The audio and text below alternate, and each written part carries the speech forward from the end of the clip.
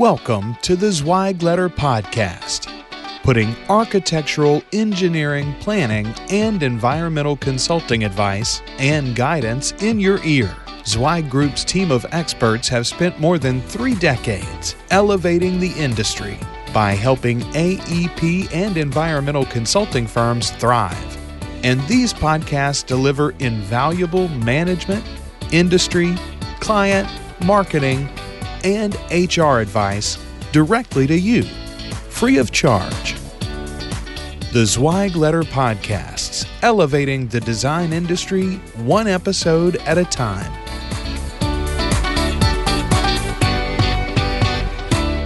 Hey folks, and welcome to another episode of the Zweig Letter podcast. I'm your host, Randy Wilburn, and I'm excited to be with you today. I've got a great guest here, Michael Riscica, and Michael is the founder of the Young Architect organization, I guess I would call it, but it's just Young Architect. If you go to youngarchitect.com, you could find it, but it simply says successful architects are grown here, and I would certainly concur with the movement that Michael has created with his organization. He is a practicing architect, but he's also stumbled upon the opportunity that he has generously gone into, which is encouraging like-minded young professionals like himself in the architectural space to be the best versions of themselves. And he has helped them do that through the ARE course and training that he does, as well as the Young Architects Conference that he does every year. He does a Young Architects Bootcamp. He does Young Architects Coaching, and he has a Young Architects Academy. Am I missing anything, Michael? I think you got it. There may be something, but yeah. I have a hard time remembering. I know, but it's cool though, because I really admire what you've been able to do, because you have found within the lines, you have found an opportunity to engage your peers and colleagues in this space and help them be the best versions of themselves.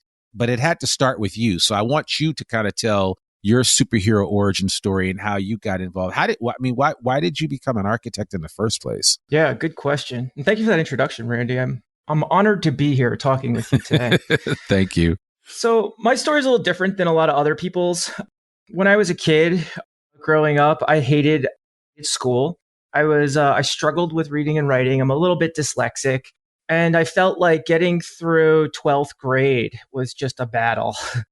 I had no interest in going to college. I was very social as a kid, but I hated my schooling.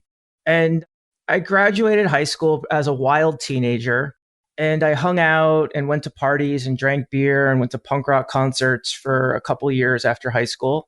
And I worked in restaurants. I had no intention of ever going to college. And somehow, haphazardly, I ended up landing a position with an interior design company that did kitchens and kitchen remodels. And they said, if you could learn how to use AutoCAD, we'll give you this job doing our drawings for us. And so I taught myself how to use AutoCAD with a book. It kind of just opened a whole world for me. And I realized that, oh my God, I can do this. I'd never really tried to think 3-dimensionally before. And I just ended up tapping into a bunch of skills I never knew that I had. I went to architecture. I went to community college for a couple of years around architectural drafting. And I ended up landing kind of upgrading my job to working in an architect's office. And I never thought I really was going to be an architect. I always was in community college. It was kind of always like you work for the architect. It's never you are the architect. And the more I kept working and kind of studying architecture and drafting and all this, I said, I got to go to architecture school.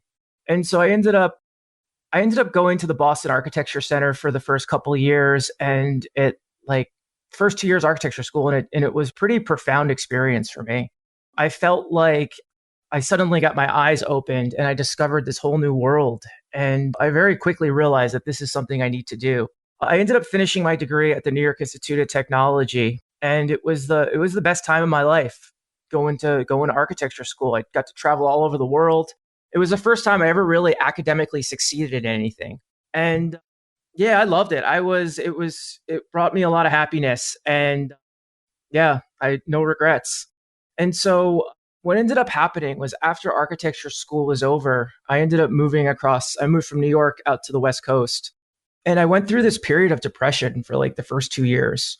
after school because I felt like, it took me 7.5 years to get a 5-year bachelor's degree. I went to 3 different colleges. I got good grades the whole time, but it was just moving around and, transferring between schools and all that. It just slowed the process down, but I was cool with it. But I felt like for such a long time, for years and years, I was just surrounded with this community of people and all these things. And suddenly it all just disappeared. And I felt like it was like I was on my own. I moved to this new city, which probably wasn't a great idea. I didn't know anyone. I had a hard time getting a job. And I was just kind of stumbling through my career. And I kind of fell into this depression. And one of the things, I started going to therapy. And one of the things that I kind of just like naturally came out through my therapy sessions was I love architecture, but I need to like figure out how do I make it kind of work for me and what I want to accomplish. And kind of what kind of came from that was I was like, I'm going to start working towards my architecture license. And I really wanted to keep going to architecture school, but my student debt was just out of control. And I was like, I'm going to treat the architect exam almost as if it's like a poor man's graduate school. And I started working on my exams and moving through that whole process. When I started working on my exams, I thought it would be like this, 6-month ordeal. And it would take me maybe 200 hours to study and pass all these exams. It ended up becoming a 4.5-year long ordeal. And I spent about 1,800, almost 2,000 hours studying to pass all my exams. I don't know. It was just a wild experience, and kind of going through all those trials and tribulations along the way is really kind of what inspired me to start building Young Architect. Wow. And so that gave you a new perspective. Did you find that a lot of the people that were going through, I'm imagining maybe you went through some study groups with other people that were studying and preparing for it. Did you find that that was just a shared experience as far as the ARE was concerned? Yes and no. What happened to me over the course of 4.5 years was I would see people kind of seeing the same things as other people. And I would see other people show up to the architect exam with unrealistic expectations, just like I did.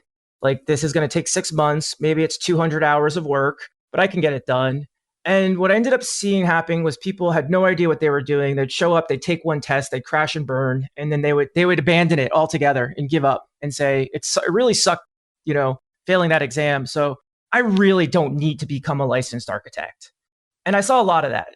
And it really bothered me because I said, I think it kind of came because of the work I did in therapy. I was very clear that this was something I was going to do and I was going to complete this process. And it didn't matter how long it took or how many, I failed 4 times. I was like, I'm going to get this thing done.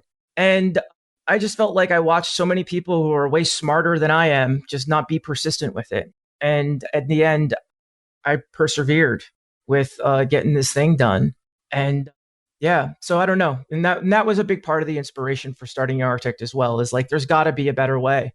There was so much bad information out there that people were, that was pointing people in the wrong directions and this and that. And so I was like, I gotta help kind of just move things forward.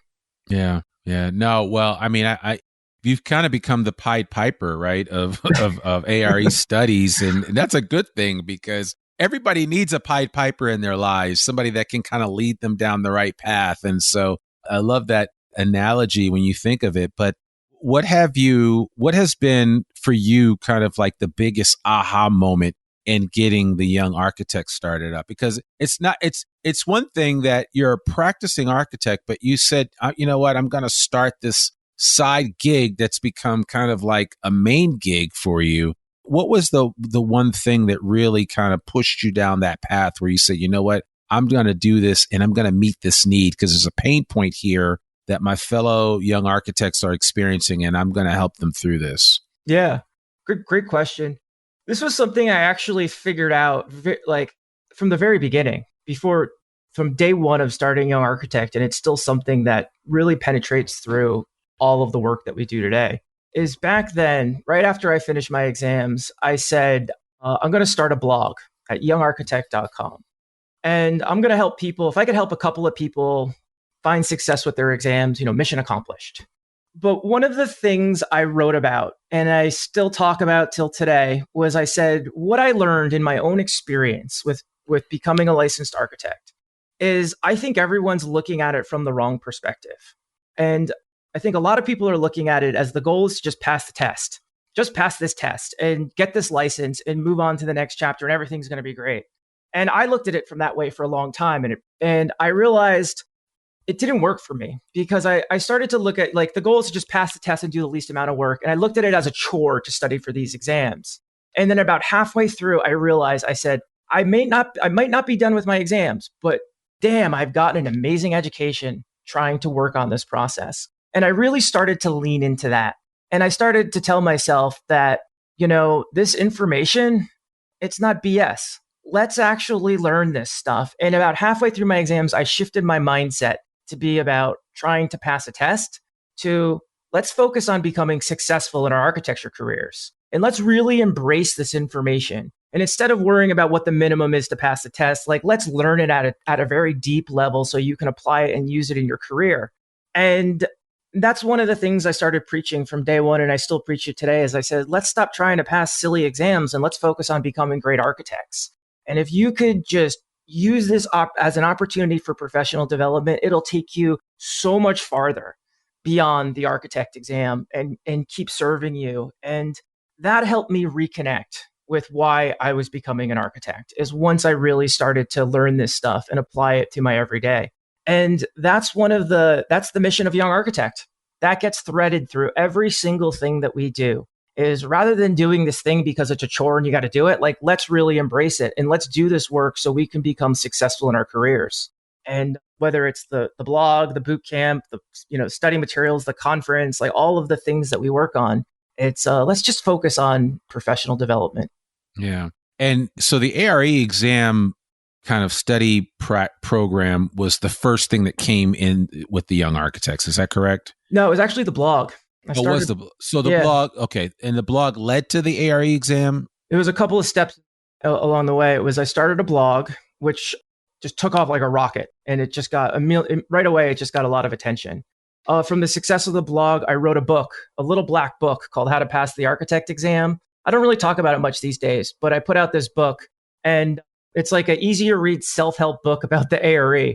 And people, from the success of the book, people started asking me if they could hire me to be their coach or their leader or their mentor. And for the longest time, I said no, actually, because the biggest problem, and this is one of the things I talk about in the book, the biggest problem with the architect exam is it's completely opposite to everything else that you've done this far in your career. Because in school, you sign up for a program. You're moving through a curriculum, which has a schedule and deadlines, and there's a group of people moving through the same process. And in the office, you're working collaboratively with coworkers, clients, contractors, and consultants. I say architecture is probably the most collaborative profession there is, except when you get to the architect exam. It's every man or woman for themselves, and there's no clear direction as to how to go through it. And so I said, you can't hire me because it just feeds the problem. And eventually I said, let's treat the architect exam like it's a design studio. That's the problem right there, is people are studying for these exams like it's a history test or an economics exam, when you really need to study for these things like it's a design studio. And I ended up creating this program called the ARE Bootcamp back in 2015. It's been 6 years now. And it's a 10-week coaching program. It's a design studio for the architect exam where everyone studies and we come back together and we see what we can learn from each other. And it's very, collaborative. Yeah. And so we've been running that for 6 years now. And then from the success of the boot camp, I ended up doing a lot of public speaking and webinars and traveling the country. And we've created our own study materials. In 2019, we ended up starting the Young Architect Conference. We have our own architecture conference focused on the professional development of the next generation. Yeah, it just keeps growing in a variety of directions.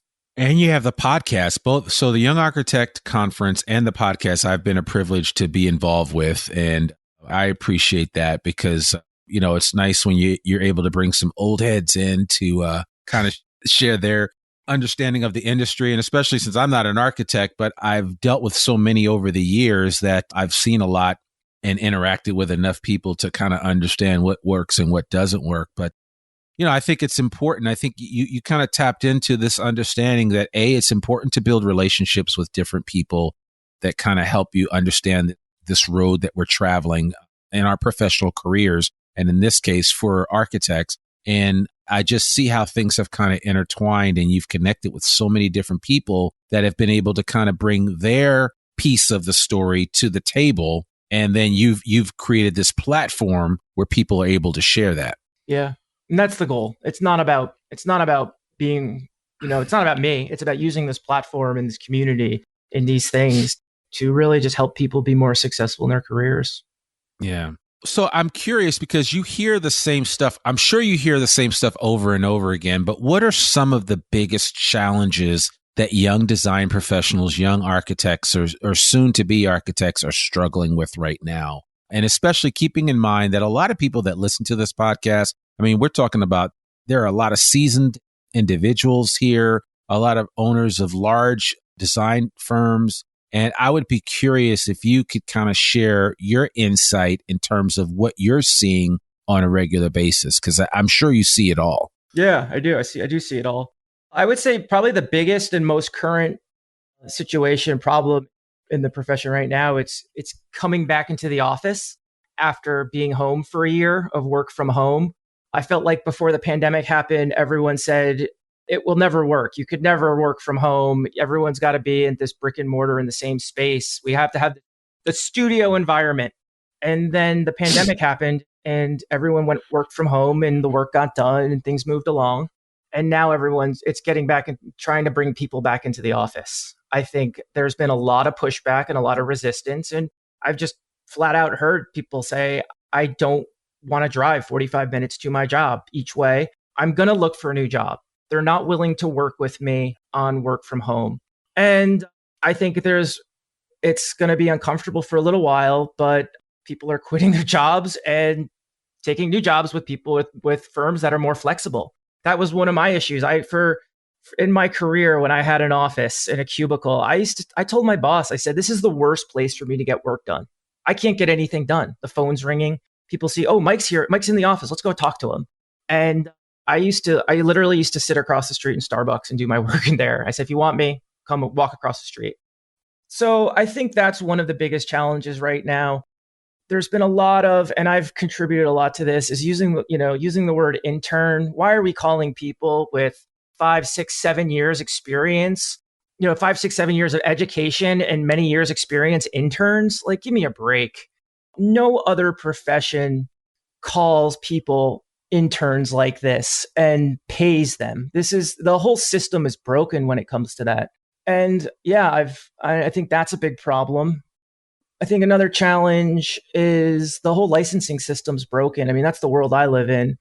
The whole thing, 20 years ago, when a lot of these firm owners got their licenses, the system was very different than it is today. And it was about, a third of the amount of work. And the pass rates were massively higher than it was. I don't know. And so I think that there's a disconnect between the older generations and the current generations as to what it means to be licensed.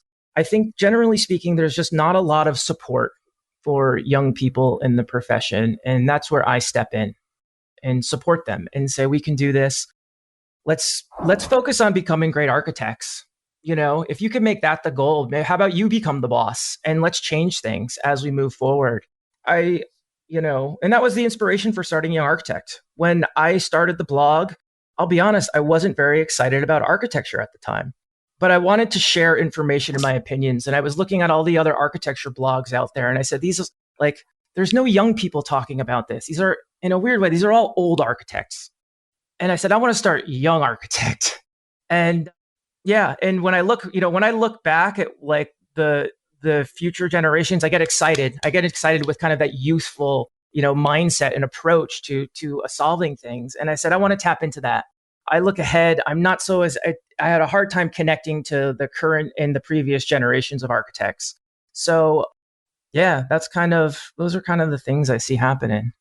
Yeah. And I'm curious, do you get firms that kind of reach out to you to ask you for help with some of their young people, maybe kind of reaching and helping them out? Or is it more you hear from young people that are like, man, I read your blog, Mike. Thank you for throwing me that lifeline. I want to continue to follow you and gain more wisdom and insight from the path that you've laid out.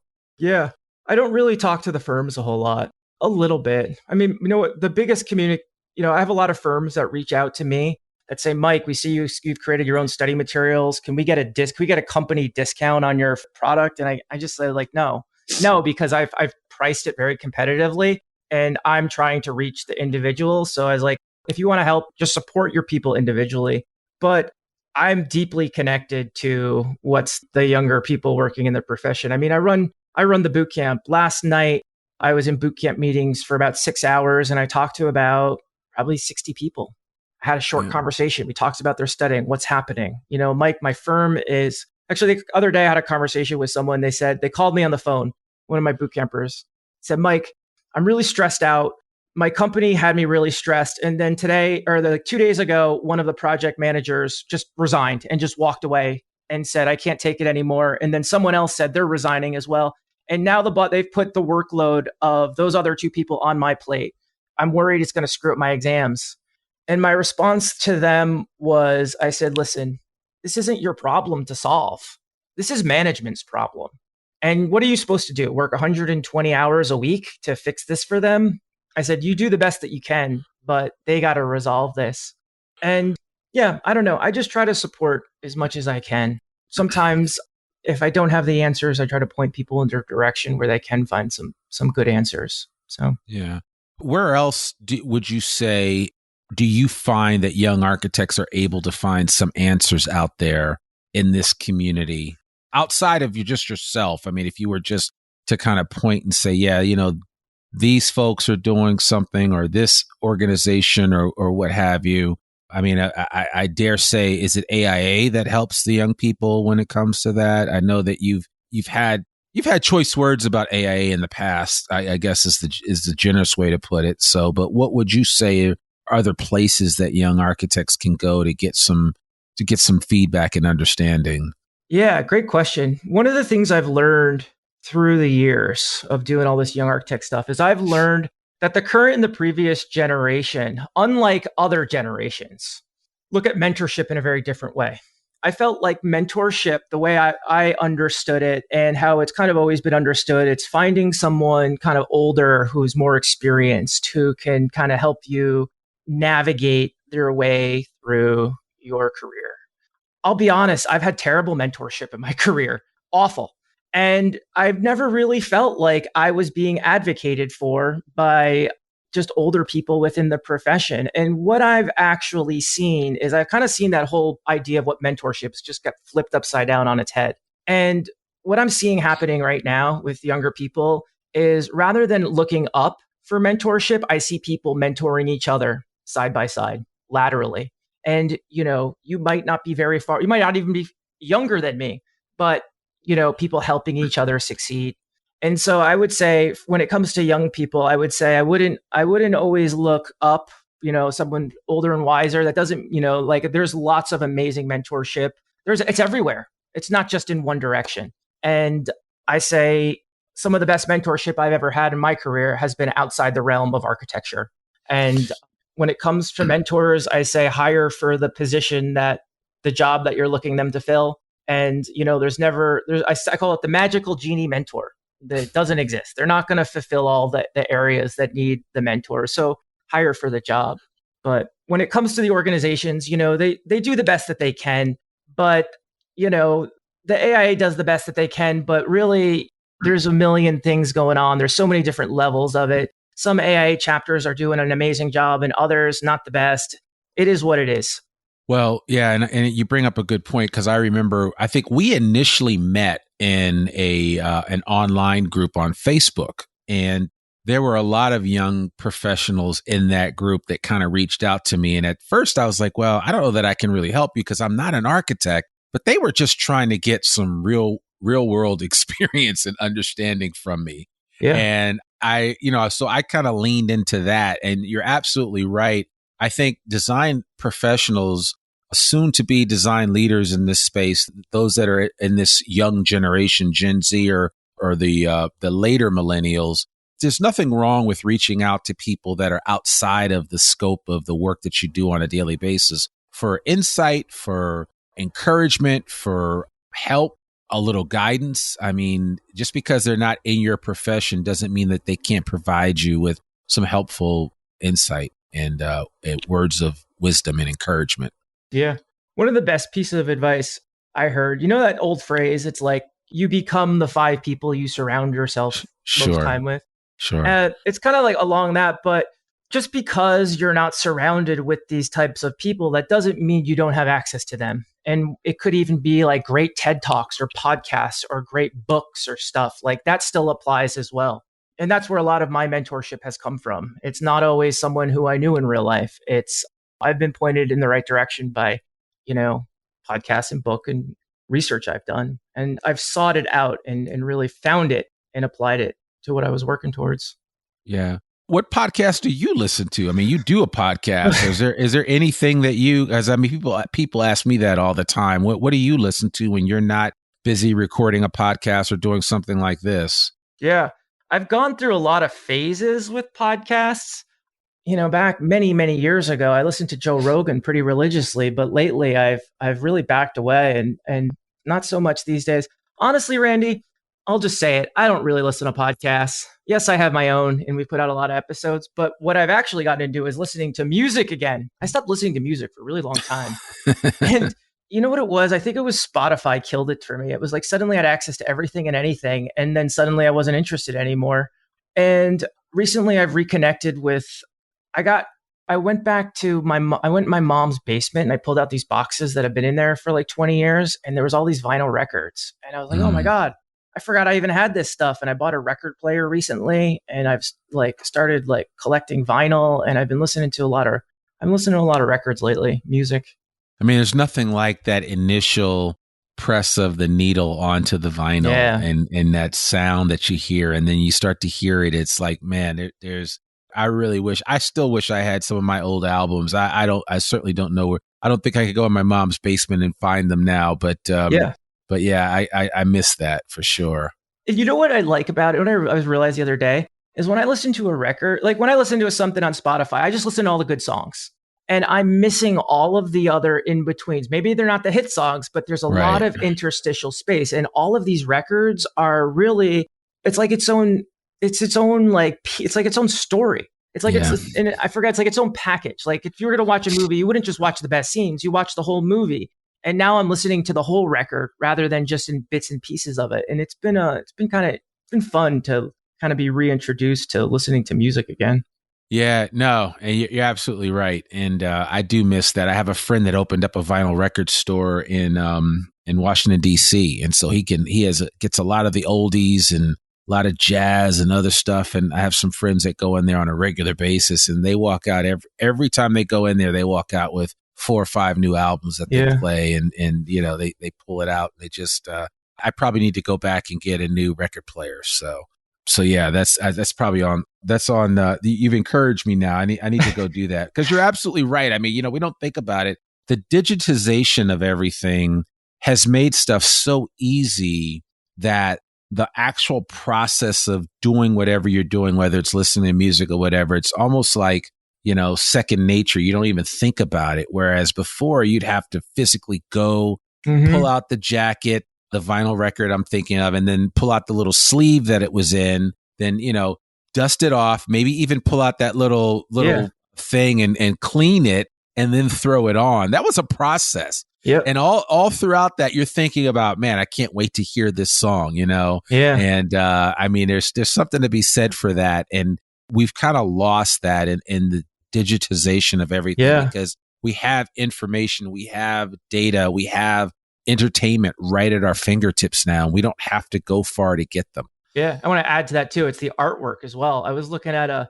Iron Maiden cover the other day and I was laughing. I was like, this is so cool. Like, this is such a beautiful piece of art, as weird as it is. But I was like, when you listen to it, you never see this artwork anymore. And it all kind of gets lost with everything's just on Spotify. Oh my God. You said a mouthful. I think growing up as a kid, I would go to my grandparents' basement and listen to Shaft. And I can just remember the Isaac Hayes on the cover. And oh man, I just, you don't see that anymore. And old, I'm bringing up some really old stuff, but if you like the artwork for the Parliament Funkadelic albums were so intricate and so, and the same thing with, like you said, Iron Maiden or AC/DC or, any one of these. I mean, the artwork was so special, and you're right. You can't appreciate it anymore because you're looking at it on a small, 5-inch or 6-inch screen, and it doesn't have the same value, I think. So Yeah. It's tough. It's tough. So what's next for the young architects? I mean, like I said, you have a litany of programs, all of which have kind of evolved over time. And has it simply been just, well, I'm going to do this, and then, oh, I see a need for this, so let me spin this up? Or what has been, the litmus test for you to say, you know what, I'm going to meet this need and put this out there? Yeah. It's funny. I actually do a whole entrepreneurship presentation. It's called Entrepreneurship for Young Architects. And really kind of the message through the presentation is that I could have never sat down and written a business model for what's happening today, 5, 6, 7 years ago. Everything has kind of haphazardly, accidentally happened. Like I've always felt like one opportunity opens the door for the next opportunity. And at a certain point, like I stopped trying to look into the future because I could have back all those years, I could have never dreamed where we'd be today. And what I've learned, and every time I set goals, every year after year, I always set the same freaking goals. Let's try not to start anything massively new, but let's get better at doing the stuff that we're already doing. And through working towards that, I see opportunities to tighten up and then, create something new will pop up here and there. But I'm always trying to just get better at doing what I'm already doing and be more efficient, but I don't know. So I really don't know what the answer is. We're working right now on creating a bunch of new study materials. We've got a lot of study materials out there. That are really good and we're really happy with them, but I want to level them up and make them better. And, sure. And, yeah, so we'll see. And conference is marching along just fine. We've been having a lot of success with it. We're starting to look at what does getting back together in person look like. So yeah, just kind of keep doing more of the same is really our goal. Do you think there'll be another young architect speaking tour at some point? Maybe, but what I'm learning is I'm actually having a lot more success with it, putting it online, because I'll be honest, Randy, it was as much fun as it is to, for 2 years, I drove around the United States in my van with my dog, speaking in all these different cities, sleeping in the van. I didn't really get paid. Sometimes I didn't get paid at all. And I would drive 4 or 5 hours to the next city, and it took its toll on me. And when I do these webinars now online, it makes it accessible to many, many, many more people. And it's a lot easier on me, and it doesn't take a toll. So I don't know if I see a speaking tour anytime soon, as fun as they are. But yeah, I don't know, maybe. I'm not against it. It is a good time. So yeah, no, that's awesome. That's awesome. Well, I hope you're able to get back on the road, and I hope we're able to meet in person at some point. Yeah, I want to ride bikes with you, Randy, in the future. Yeah, absolutely. You and the kids. I'm down with that for sure, because they just they love that. My two oldest just got brand new Trek mountain bikes. And shout out to Nika, and they're actually having their first mountain biking practice today, so they're really excited about that after school. It won't be till later because it's so abusively hot here right now that you've got to wait till like after 6 p.m. to get out and go ride. It's just that hot. So yeah, but you know about that. You're being in Florida, so It's all good. Well, man, Michael, this has been great. If people want to connect with you and learn a little bit more about you, where can we direct them besides youngarchitect.com? Is there any other place that you'd want to direct them to check you out? I would say everything kind of branches out from youngarchitect.com. I'm very active on social media. I use Instagram, Facebook, and LinkedIn. A couple of years ago, I stopped using Twitter, but it's my Instagram name is Young, Young, Architects, Architix, PDX. I used to live in Portland. So Young Architects, PDX. Yeah, just type in my last name, Riscica, into Facebook or LinkedIn, and I'll pop up. But yeah, connect on social media, and everything branches out from youngarchitect.com. Okay, perfect. We'll make sure that everybody has this information in the show notes, and we'll include some links to some of the Young Architects programs that we mentioned, as well as the website. I certainly want to encourage you, if you're a design firm, you could go a long way in building goodwill and trust with your young team members by encouraging them to take part in some of these programs, because if nothing else, you're going to help to develop and build a much more well-rounded design professional. And I got to say, and as someone that has been involved with some of Michael's programs, they are top notch. So I certainly would encourage you. They get the Randy Wilburn seal of approval as far as quality is concerned, and as far as just being able to walk away and be the best version of yourself. Michael has certainly produced that type of experience and event. So I would encourage you to definitely check him out. So, yeah. So, Randy, I want to say thank you as well. I really appreciate what you're doing for the design community. It's been a pleasure getting to know you over the past, year and a half, 2 years, whatever. Yeah, I just really appreciate everything and our friendship and, seeing you on social media doing your thing. And so thank you for this opportunity today, Randy. Absolutely, Michael. Absolutely. That goes without saying. Same to you. And I appreciate it. And like I said, I look forward to us connecting face to face at some point in time soon, because I know I'll have to be down in Orlando and you'll be one of the first people that I call when I come down there. So that's it. Well, thank you very much.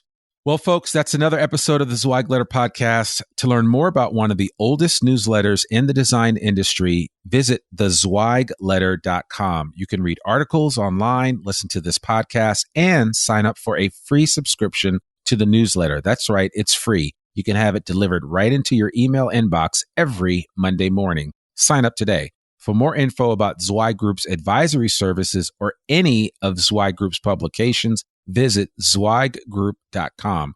You can follow the Zweig Letter podcast wherever you listen to it, and please consider rating and reviewing us on Apple Podcasts. I'm your host, Randy Wilburn, and we'll see you soon. Peace. Thanks for tuning in to the Zweig Letter podcast. We hope that you can be part of elevating the industry and that you can apply our advice and information to your daily professional life. For a free digital subscription to the Zweig Letter, please visit thezweigletter.com/subscribe to gain more wisdom and inspiration, in addition to information about leadership, finance, HR, and marketing your firm. Subscribe today.